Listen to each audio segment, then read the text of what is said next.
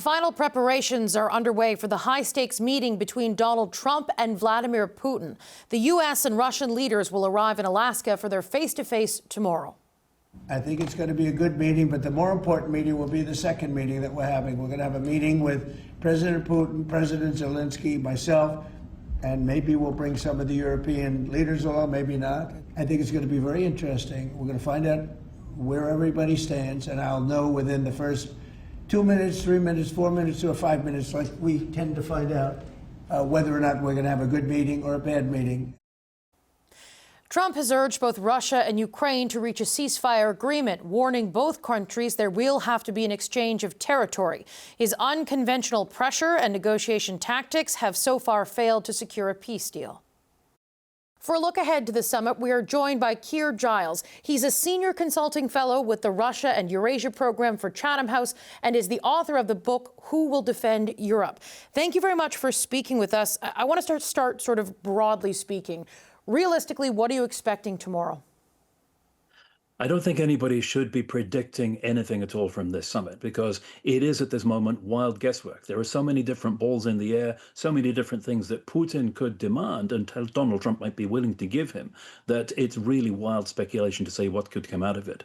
The one thing I think we can be confident of is that although this is ostensibly a summit about Ukraine, that won't be the main topic of conversation because there are so many other things that Russia wants from the West, either in cooperation with the United States or as part of its long war against Europe and the West as a whole, that they'll probably be looking for more from this than just a settlement in Ukraine. In fact, that might be the least likely thing that will come out of this meeting tomorrow.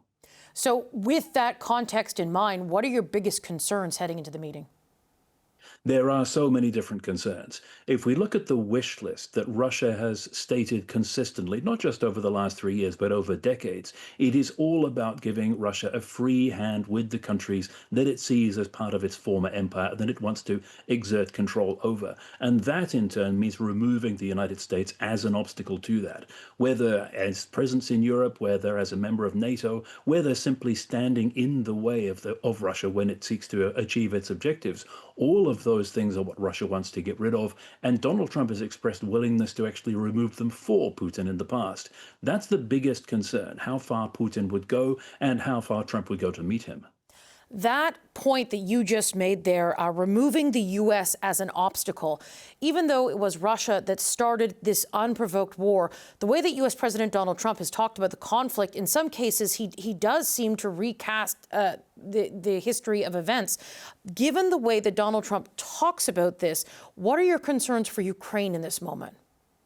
Well, that's quite right. Donald Trump and his envoy, Stephen Witkoff, have proved themselves only too willing to repeat the lies and the disinformation and the manipulation of history that we hear from Russia that makes all of Russia's position seem perfectly reasonable because they miscast what has happened in the past. And we know that Putin is an excellent master at doing this, at spinning a tale, at creating the impression that what he wants is actually perfectly reasonable.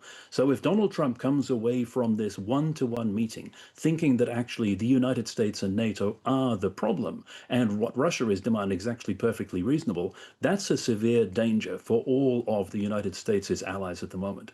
In the days leading up to this meeting, we have seen European allies rally around Ukraine's president. What should those allies really be thinking in this moment as they provide some sort of support for Ukraine? Well, on the one hand, what the Allies have done in this last-minute panic scramble to try and get some factual basis into the conversation is the most they can do, trying to establish in Donald Trump's minds the basic facts about what can and cannot be given away in this meeting with Putin. But on the other hand, that's also an indication of how little those European allies have done over the past months and years to actually prepare for this moment. And there's no excuse for that. We were in exactly the same situation 6 months ago in February with direct talks over a ceasefire in Ukraine and Europe then being shown to be completely unready to insert itself into the conversation, to make itself relevant to a conversation about its own future. 6 months have passed and again there's the same panic, there's the same realization that they're not in a position to influence the outcome. This is a program that has a Canadian audience. I'm just curious, do you think there's any role for Canada to play in this moment? Well, one of the things that has been ongoing throughout the non-US members of NATO is a search for leadership, a search for somebody that will actually take the reins and show where this organization needs to go in this new reality where the United States cannot be counted on as the cornerstone of the alliance. Now, previously, we were looking to Eastern Europe for that, for those countries that understood where the threat was coming from and were doing the most about it. We were thinking of countries like Finland and Poland that would step up and take the reins and show the direction.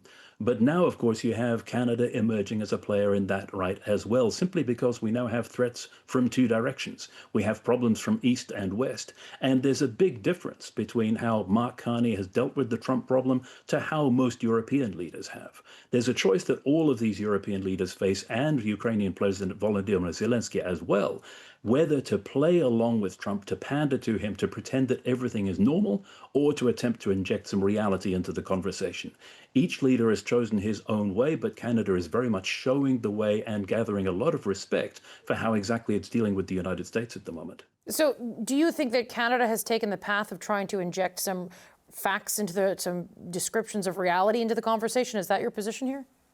With discretion, yes, but very much more so than a lot of the European countries have that are rolling over and pandering to Trump at every possible opportunity, playing up the role of Trump in bringing about these ceasefire negotiations, trying to suggest that he's making a positive contribution to reaching a settlement with Russia instead of being the biggest danger that Russia might actually be handed Europe on a plate. I know that you've mentioned that so much about what is going to happen in this meeting isn't necessarily focused on ending the war. But are there any indications that you see that Russian President Vladimir Putin is motivated to stop his invasion? There's no reason at all to think that Putin is motivated to stop. He's had plenty of opportunities given to him by Trump to pocket the gains that his country and its war machine have made in Ukraine, freeze the conflict, solidify the line of contact, and give his armed forces a breathing space. But he's not taken any of them, despite Donald Trump essentially agreeing to most of Russia's demands anyway. Plainly, Putin thinks he can get more from fighting on, and we shouldn't forget that there are very different objectives at play in these discussions about a peace settlement. Donald Trump says he wants peace. European powers say they want the war to end. Vladimir Putin and Russia, on the other hand, they want to win the war, and they see ceasefire negotiations as a means of getting closer to their war aims rather than bringing the conflict to an end. I recognize that we cannot predict outcomes from this meeting, but I'm curious, what will you be looking for in terms of something that might be a signal that the meeting was perhaps productive?